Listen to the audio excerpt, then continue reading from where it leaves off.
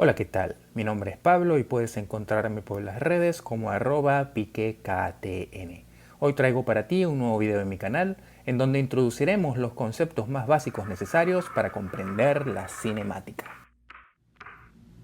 A lo largo de lo que llevamos de curso, ha quedado claro que la física estudia los principios básicos del universo. De las diversas partes en las que nuestra estrella del canal se subdivide, nos encontramos hoy en la mecánica clásica, desde la cual iniciaremos nuestro viaje con la parte de la física que estudia el movimiento, sin tomar en cuenta las causas que lo ocasionaron. Puesto que aún nos faltan herramientas matemáticas para describir el movimiento en diferentes situaciones que nos encontramos a diario, el movimiento rotacional de una rueda, por ejemplo, la vibración de una cuerda o el desplazamiento de un vehículo por una avenida, en este video consideraremos solo el movimiento en su forma más sencilla, la traslación, para introducir los conceptos fundamentales que utilizaremos más adelante en otros tipos de movimiento. En nuestro caso, nos enfocaremos exclusivamente al movimiento en una sola dirección, es decir, a lo largo de una recta, empleando modelos de partículas para representar los objetos en estudio, cualquiera que sea su tamaño. El movimiento de una partícula se conoce completamente si su posición en el espacio se puede definir en cualquier instante de tiempo. La posición de una partícula se define como el lugar que ésta ocupa con respecto a un punto de referencia, escogido como origen de un sistema de coordenadas, el cual, a su vez, puede pensarse como un observador ubicado en una posición estratégica pensada por nosotros para describir el fenómeno en estudio de una manera sencilla. Consideremos un ejemplo para ilustrar el movimiento de un objeto en una dimensión. Y para ello, imaginemos un vehículo que se desplaza por una larga avenida. Como usamos el modelo de partículas para representar al vehículo, es intrascendente conocer su dimensión y forma para estudiar su movimiento.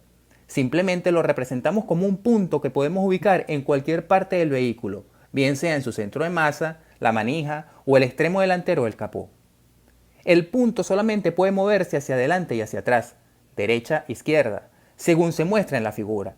Recuerda, hablamos de una sola dimensión de movimiento y no unidades de medición. Supongamos que en dicha avenida existe una valla de velocidad en la que estratégicamente nos ubicamos, y un vehículo nos pasa por el frente. Como queremos describir el movimiento con respecto a nosotros, supongamos que tenemos un ayudante con un radar que puede registrar de manera precisa la posición de los vehículos. Supongamos también que tenemos un cronómetro y logramos activarlo cuando el vehículo se encuentra a unos 30 metros de distancia a la derecha. Registramos dicho dato en nuestra libreta al que denominamos con la letra A, el cual corresponde a t igual a 0 segundos para nuestro cronómetro. Luego nos damos cuenta que el vehículo se detiene a unos 52 metros de nosotros cuando el cronómetro marca 10 segundos, y mientras registramos ese dato con la letra B, vemos cómo el vehículo regresa. Si registramos nuestras lecturas en intervalos de 10 segundos, vemos que el vehículo se encuentra a 38 metros cuando el cronómetro indica 20 segundos.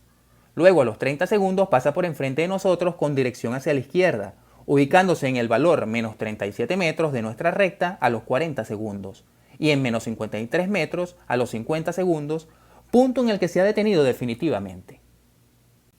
Los datos que registramos se muestran en la tabla. Pero antes de analizar la variación que sufrió la velocidad del vehículo durante los intervalos de 10 segundos que representamos con letras, definamos primero tres magnitudes básicas: la posición, el desplazamiento y la distancia recorrida por el objeto en movimiento. Para ello, dibujemos una recta numérica a la que llamaremos X y ubiquemos nuestro 0 justo en el lugar que definimos como referencia, en nuestro caso, la valla. De igual forma, definamos los valores positivos de X a aquellos números que se ubican a la derecha del 0 de nuestra recta en la imagen. Cuando hablamos de posición, nos referimos al punto dentro de esa recta numérica en la que se encuentra nuestro objeto en estudio. La posición será el valor de X que tome nuestro objeto. En este caso, la tabla nos indica la posición del objeto en diferentes momentos de tiempo con respecto a nuestro 0 de referencia, es decir, donde nos ubicamos nosotros convenientemente para observar el fenómeno. Por lo tanto, el desplazamiento en un intervalo de tiempo vendrá dado como la diferencia de posiciones del objeto en dicho intervalo, es decir, posición final menos posición inicial, donde la letra griega delta nos indica que estamos frente a una diferencia entre dos magnitudes. Por ejemplo, el desplazamiento en el intervalo AB es de 22 metros, es decir, posición en B 52 metros menos posición en A 30 metros. En el intervalo AC es de 8 metros, en el AD menos 30, y así para los intervalos AE y AF. podemos observar que el desplazamiento depende exclusivamente de la posición final e inicial del objeto en movimiento, y puede darnos valores positivos, negativos e incluso cero si nuestro objeto se encuentra en el mismo punto de nuestra recta numérica para dos momentos de tiempo diferentes, bien sea porque el objeto permanece inmóvil o pasa por el mismo sitio en los instantes previamente definidos como inicial y final. Por otro lado, tenemos que la distancia recorrida, en ocasiones, puede coincidir numéricamente con el valor del desplazamiento, y ésta, a su vez, coincidir con la posición. Pero debemos siempre recordar que son conceptos diferentes, puesto que la distancia recorrida siempre es positiva, aun cuando el objeto se mueva en un sentido y luego en el otro opuesto. Y el desplazamiento viene dado por la diferencia entre dos posiciones. Para ver esto, volvamos a nuestro ejemplo. En el intervalo AB, el desplazamiento y la distancia recorrida por el vehículo coinciden en 22 metros, pero en el intervalo AC, la distancia recorrida es de 36 metros y el desplazamiento es de 8 metros. Si no terminas de verlo, construyamos un gráfico que me indique la posición del vehículo en función de la variable tiempo.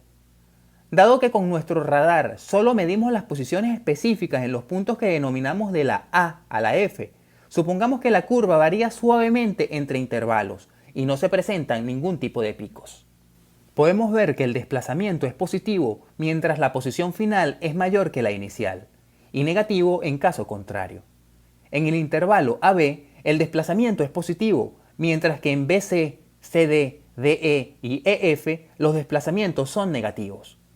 Si sumamos algebraicamente cada uno de estos desplazamientos con sus respectivos signos, podemos calcular el desplazamiento total AF, mientras que si sumamos los valores absolutos, es decir, convirtiendo en positivo los valores negativos, entonces tendremos la distancia recorrida en el intervalo deseado.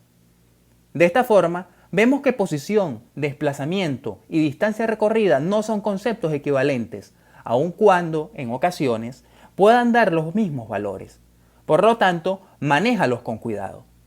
En el próximo video, usaremos el ejemplo planteado para definir dos cantidades cinemáticas importantes, como la velocidad y la aceleración, y las diferentes variantes que de ellas surgen, evitando acudir a las herramientas del cálculo diferencial que no manejamos todavía. Y mientras colocas en práctica los conceptos aquí aprendidos por medio del ejercicio que te dejo en el primer comentario, te invito a suscribirte a mi canal y darle a la campanita para que no te pierdas el próximo video de Física en Gotas con Pique KTN. Hasta pronto.